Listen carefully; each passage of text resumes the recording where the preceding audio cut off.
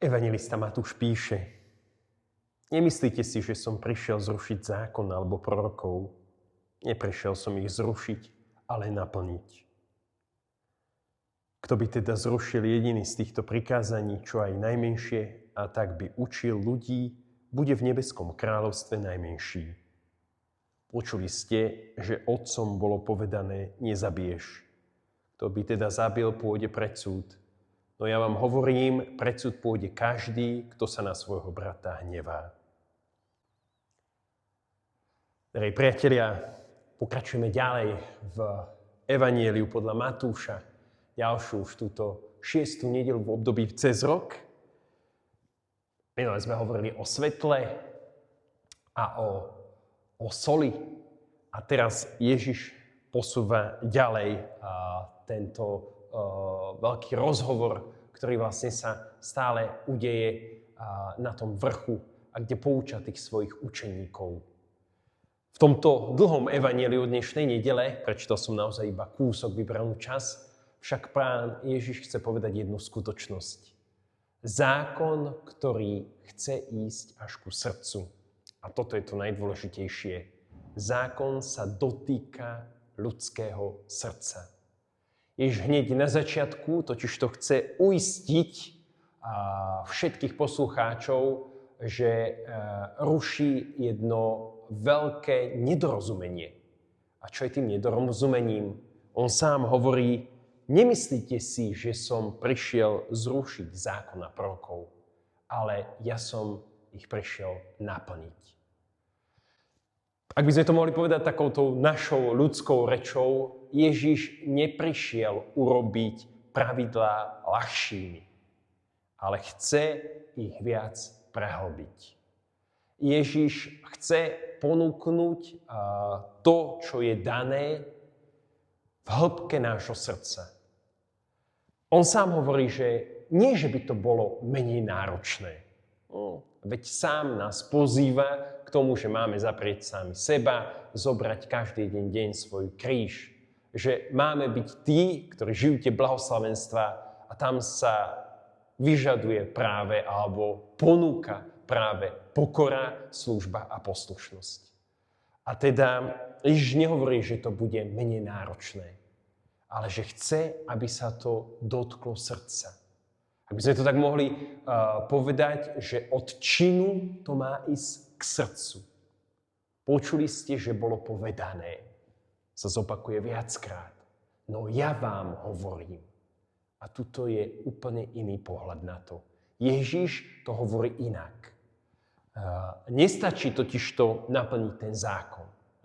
A hovorí 3 konkrétne skúsenosti. Nestačí zabiť, nestačí nesudzoložiť, nestačí neklamať. Ale práve pod tým zabiť vidí častokrát hnevlivé srdce človeka. Rozširuje tento pohľad. Nemaj srdce hnevlivé. Nemaj pohľad a túžbu v srdci, ktorá je nečistá. Ak teda nemáš klamať, pretože Ježiš chce vnútornú spravodlivosť. A teda širší pohľad na tieto zákony. Širší pohľad, ktorý poukazuje nie na vykonaný čin, ale na to, čo je v srdci.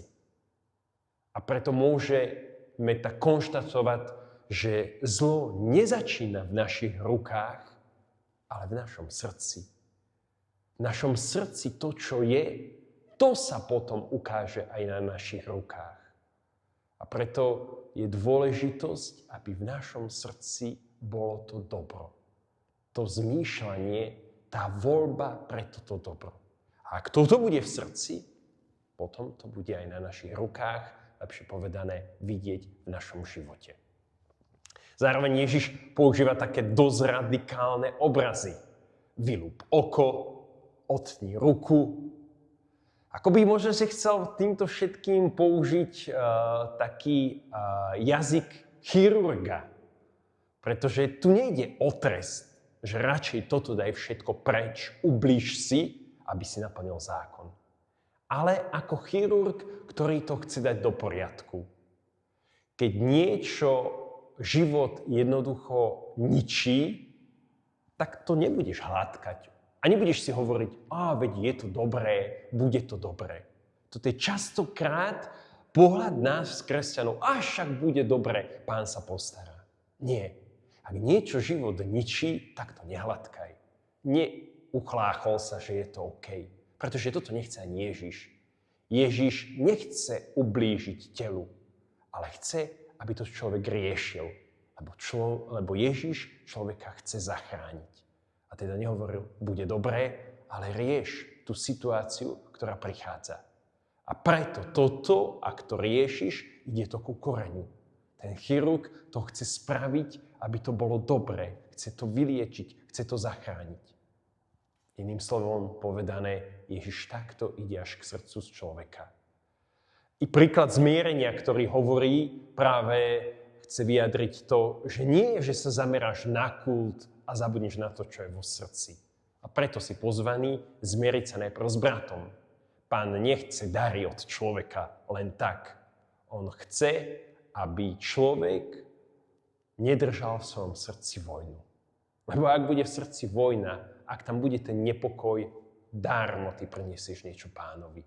Pán chce práve pokojné srdce. Pán chce, aby v srdci vojna nebola.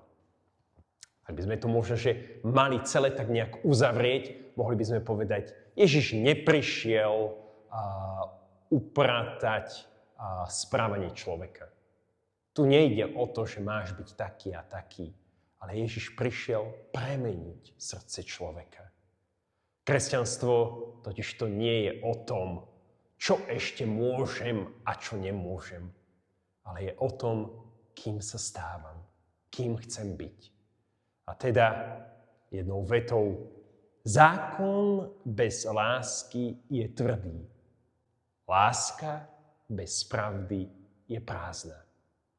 A Ježiš prichádza, aby spojil oboje v srdci človeka.